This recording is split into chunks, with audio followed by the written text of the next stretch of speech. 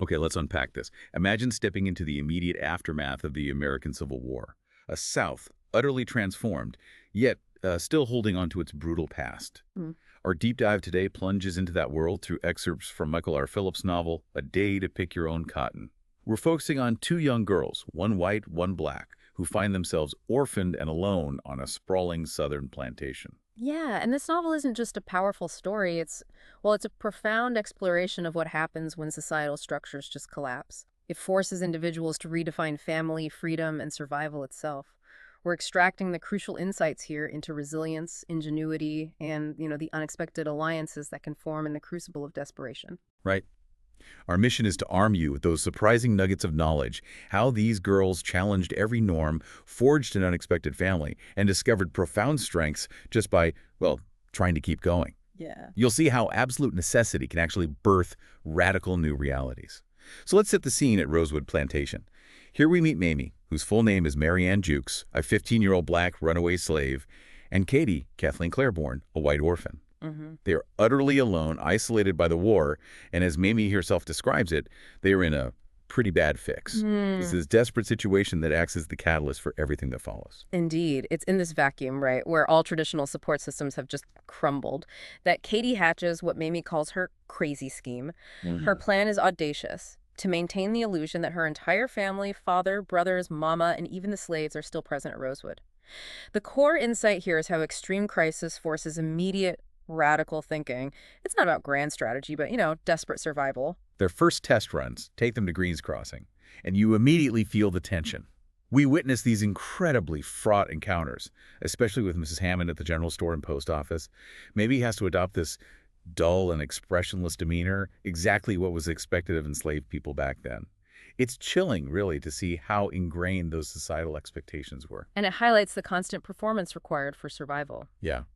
They also meet Henry and his son Jeremiah. Jeremiah shares a deeply personal story of being sold away from his mother and only reuniting with his father after the proclamation. Right, the Emancipation Proclamation. Which, legally freed enslaved people in Confederate territories. But as we see through Mamie's ongoing struggles, true freedom, beyond the legal decree, was a long, hard-won battle. Mayme feels their gazes, a clear sign of the uncomfortable scrutiny she's under, even post-proclamation. Yet that scrutiny isn't just from strangers, either. We see Mrs. Hammond scold Mayme for calling Katie Ms. Katie, but Katie quickly deflects it, protecting Mayme. Then, a truly ominous moment. A man appears, asking if she's seen a runaway nigger girl with a baby. Implicitly Emma? Exactly. This implicitly refers to Emma, a character we soon learn more about, underscoring the ongoing threat faced by formerly enslaved people. And their household certainly does expand. Emma is a runaway house slave with her baby, William. Her escape story is, it's harrowing. Her master, William McSimmons, raped her, leading to his father's fury. Emma escaped by hiding in a cotton wagon and was later discovered by Katie and Mayme. Right. She was initially terrified of Katie, who was carrying a gun, another stark reminder of the pervasive danger in the post-war landscape. As their numbers grow, so does the weight of responsibility. Katie realizes that Rosewood looks run down and abandoned, with broken windows and weeds everywhere. It's a huge undertaking, but it also kind of symbolizes the decaying old order, presenting them with a blank slate almost. Their initial efforts are simply to make Rosewood look right, starting by weeding the flower garden and cleaning up broken dishes. It's a small beginning, but it's a powerful insight into how collective action, even on a small scale, can begin to rebuild what has been shattered. And this is where their story just flips everything we think we know about this era. Yeah. Katie, who despised manual labor, steps up. But it's Mayme, the former slave, who guides her, teaching her the practicalities. Yeah. Then Katie looks at Mayme and says, "For now, Mayme, it's our plantation, yours and mine." She truly means it, offering Mayme halves. What does that single declaration truly signify? It's a seismic shift, truly. This isn't just generosity. It's a radical, practical dismantling of the very power structures that define their world. It's a blueprint for a new kind of partnership built not on societal norms, but on shared struggle and mutual respect. Right. It's a profound insight into how, in moments of absolute necessity, individuals can spontaneously create a new, more equitable reality far ahead of any legal framework. This shared ownership marks the beginning of their journey through the shifting sands of identity and freedom. We see Mayme's remarkable progress in reading, especially with McGuffey readers. She's soaking up knowledge, empowering herself in a fundamental way. What's fascinating here is the powerful scene where Mayme rereads her crude old writings from her time as a slave. Things like, we picked cotin today. Rosa cotin is so long, I got whipped because I fell down. It's a stark, visceral reminder of her past. She realizes how much I'd changed till that moment. All of a sudden, I saw how different my life was now. Wow. I guess that was pretty obvious. I was living like a white person. This offers a crucial insight. Our environment and our opportunities can profoundly reshape our perception of self, sometimes almost without us realizing it. Katie gives Mayme a journal, and Mayme's very first entry marks her new identity. My name is Mary Ann Jukes. People call me Mayme. I'm 15 years old. Bah. It's such a simple act writing your name, but for a formerly enslaved person, it's a profound assertion of individuality and existence. hmm The elaborate deception they employed to maintain the illusion of adults at Rosewood is a masterclass in resourcefulness. They set fires in the slave cabins and blacksmith shop, put clothes out to dry, and even hitch a buggy. It's a powerful testament to the human ingenuity sparked by sheer desperation. The first real test comes with Mr. Davenport, the ice delivery man. Katie masterfully impersonates her mother's voice, and Mayme's timing is precise, lighting the fire and returning from the colored village just as Mr. Davenport approaches. But it's not all smooth sailing. They discover Emma hiding in the cellar, highlighting the constant challenge of keeping her and William hidden, a daily reminder of the lingering dangers. Yeah, absolutely. And amidst all this tension, Mayme and Katie have a profound conversation about God while tending to the cows. They candidly debate whether suffering like their family's deaths or Mayme's slavery could truly be God's will if he is good. It's a deeply human moment of grappling with unanswerable questions in a chaotic world. And what comes out of that conversation is quite beautiful. They decide to simply ask God what he's like. Katie prays with a surprising natural ease, demonstrating a deep, uncomplicated faith. It's a powerful moment of seeking understanding amidst deep confusion, finding solace and direction in the unknown. Mayme's personal quest for clarity drives her to return to the McSimmons plantation alone. She's anxious about her status as a runaway slave and her past. It's her way of directly confronting the ghost of her former life and truly understanding her freedom. This leads to a pivotal encounter with Josepha, the housekeeper, who reveals astonishing news. That's all over, Mayme, child. That's what they was fighting about near as I can tell. Don't know if won, and Dessouff had to set us coloreds free. It's Lincoln's proclamation. It's a stark reminder that legal declarations of freedom took time to filter down and be understood by everyone. Exactly. Josepha even offers Mayme paid work at 5 cents a day, a first taste of economic autonomy. But Mayme faces an internal conflict. She ultimately refuses, asserting her new identity, saying, I don't belong here no more. After what I saw happen to Mama and Sammy and Grandpapa and the others, I don't think this could ever be my home again. Wow. This is more than a refusal of a job. It's a powerful declaration of self-determination, a refusal to inhabit the spaces of past trauma. That refusal paves the way for Mayme's first true taste of personal freedom. Josepha gives her 11 cents, and Mayme experiences a profound moment walking into a general store in Oakwood alone, trembling, and buying a lace handkerchief for 9 cents and a ribbon for 1 cent. It's her first purchase just for myself, and becomes a reminder of freedom. That a powerful insight into how small, personal acts can symbolize monumental shifts in individual liberty. And the irony is striking when she sees a wanted sign. White maid, 25 cents a day versus colored girl for cleaning, 10 cents a day. It immediately highlights the pervasive economic disparities and systemic racism that persisted well beyond the legal end of slavery, even as individuals like Mayme sought their own paths. Ultimately, Mayme decides to prioritize Katie and Rosewood over the hotel job, realizing Katie is worth even more than $100. An insight into the strength of chosen family over societal expectations. Just as Mayme begins to grasp her individual freedom, a new, unforeseen challenge arrives at Rosewood, one that tests their fragile alliance in a profound new way.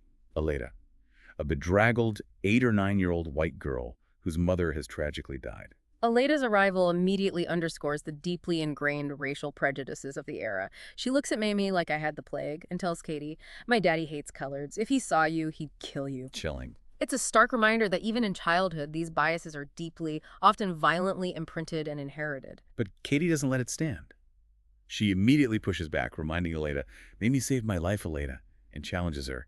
Do you want to hate like your daddy, Aleda? It's a powerful moment that forces Aleda to confront the origins of her own prejudice and consider a different path. Exactly.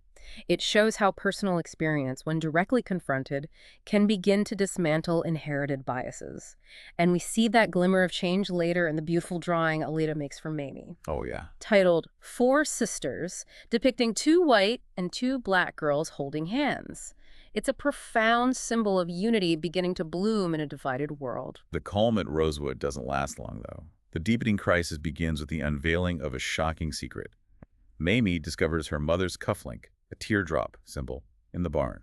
This leads to Emma confessing she found it at Mayme's old plantation. And the shocking realization is that William, Emma's baby, is the son of Master McSimmons, meaning he is Emma's former master. Oh, my goodness. This ties directly back to the man asking for a runaway nigger girl with a baby at Mrs. Hammond's store.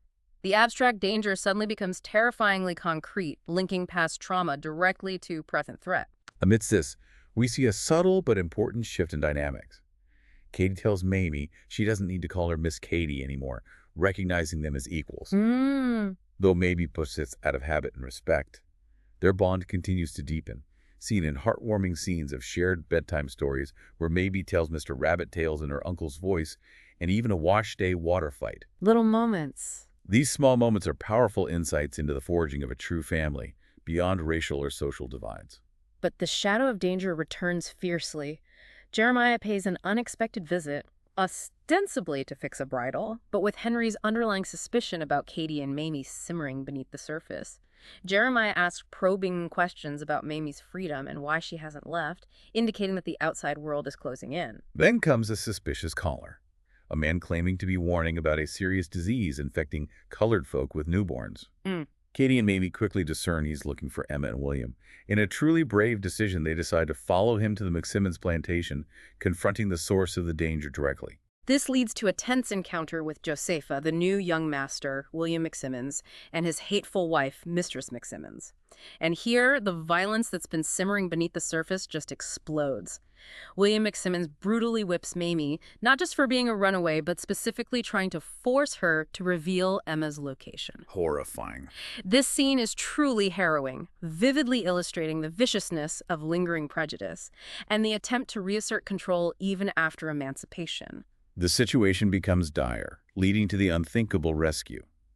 Katie, Emma, and Jeremiah make the desperate decision to rescue Mayme, with Alida bravely volunteering to stay and care for William. The chilling revelation comes from Josepha. They plan to take Mayme out to the Big Oak, a place for lynching. Which highlights the terrifying realities post-emancipation, where freedom was declared but not always enforced, and extra-legal violence against Black individuals was still a very real existential threat. Yeah. It's a crucial insight into the gap between legal decree and lived reality for newly freed people. Katie's quick thinking saves the day. She uses their rifles to fire warning shots over the men's heads, mimicking Mamie's earlier trick. In the chaos, Katie accidentally shoots William McSimmons in the thigh, causing the men to flee. Mayme is rescued, endures a painful recovery, and is met with an outpouring of love and relief from Katie, Emma, and even Alida, who, in a truly moving moment, declares, "I love you, Mayme." Wow. Jeremiah quietly departs, understanding the need for discretion. This incident, though terrifying, solidifies their bond in an unbreakable way. Emma realizes Mayme didn't betray her, and Alida's transformation is complete. She's fully one of us. Their immediate crisis may be averted, but a new one emerges. The very real threat of foreclosure on Rosewood by Mr. Taylor at the bank. A $150 loan is due on September 29, 1865, just days away. This shift to an economic threat highlights how the challenges for survival were constantly evolving. Katie, ever resourceful, comes up with an idea, picking and selling the cotton crop. Mayme initially objects, calling it slave work, but Katie insists, "There aren't any such things as slaves and masters anymore, Mayme. Everything's changed." Right. They realize it's a monumental task. A field that once took 20, 30 slaves might now take them, with Alida and Emma's help, weeks to pick. What's fascinating here is how the very symbol of slavery, cotton, becomes their means to achieve true economic freedom and secure their home. Yeah, the irony. This offers a powerful insight into how oppressive tools or symbols from the past can be redefined and repurposed for empowering futures if you have the vision and courage to do so. Katie has a brave conversation with Alida, revealing the truth of their parents' deaths and the pretend world of Rosewood. She asks Alida to keep their secret and help, fully bringing her into their alliance. The girls then embark on relentless work in the fields, pushing themselves to exhaustion, getting faster with each passing day. Mayme notes that a slave could pick 300, 400 pounds a day, and William McSimmons used to pick a dollar for over 450 pounds, giving you a sense of the sheer labor involved. Their perseverance leads to a sweet victory at Watson's Mill. They sell 2,110 pounds of cotton at 16.5 cents a pound, earning a staggering $348. Amazing. This isn't just a financial win, it's a concrete demonstration of their collective power and hard-won autonomy. And here's where we get to one of the most powerful aha moments of this deep dive. Mhm. Katie, still under Henry's suspicious gaze, marches into the bank. She pays off the loan, secures Rosewood. Yeah. But then, in a truly groundbreaking move, she insists that Mayme, a black woman just weeks out of official slavery, accompany her. Yeah. And she opens a bank account for Mayme with $20 of her own earned money. What does that singular act signify beyond just the money? It's a profound statement far beyond financial transaction. In 1865, for a black woman to have her own bank account was almost unheard of, a direct challenge to the economic disenfranchisement that was a core component of slavery and its aftermath. Katie isn't just giving Mayme money. She's bestowing agency, dignity, and a tangible claim to economic independence. It's an act of radical empowerment, paving a path to self-determination in a world that still sought to deny it. Mamie's immense joy at her own bank account is palpable. She says it means so much to me. You can feel that truth. They return to Rosewood, where Katie shares the good news about saving the house with Emma and Alida. It culminates in an impromptu family sleepover, with Katie declaring, "It's my house, we can do anything I want." Yeah. It's a heartwarming scene of Katie and Mayme falling asleep holding hands, a testament to their deep bond and the family they've chosen to build. This creates a seemingly safe haven. But as the epilogue reveals, the fight for their self-determined future isn't over. Henry, Jeremiah's father, observes the girls picking cotton. He realizes Jeremiah has been fibbing and Katie ain't been telling me the whole truth. This raises an important question for us. In a world where legal freedom has been declared, what subtle, enduring forms of vigilance and cunning might still be necessary for survival, even within a seemingly safe haven? What a journey, right? From desperation and a daring deception to hard-won freedom and the creation of an unexpected family. This deep dive shows us that courage, loyalty, and resourcefulness can blossom even in the harshest of conditions. And if we connect this to the bigger picture, it highlights how true freedom isn't just about proclamations on paper, but the daily, courageous acts of individuals defining their own worth and building their own communities, often in the face of persistent prejudice and danger. It's a story of how individuals can forge new realities, even when the world around them resists change. So consider this. What impossible situation in your own life might actually be an opportunity to redefine your reality, just like Mayme and Katie did? Yeah. What hidden strengths might you discover when pushed to your limits, and how might unexpected alliances be the key to unlocking them?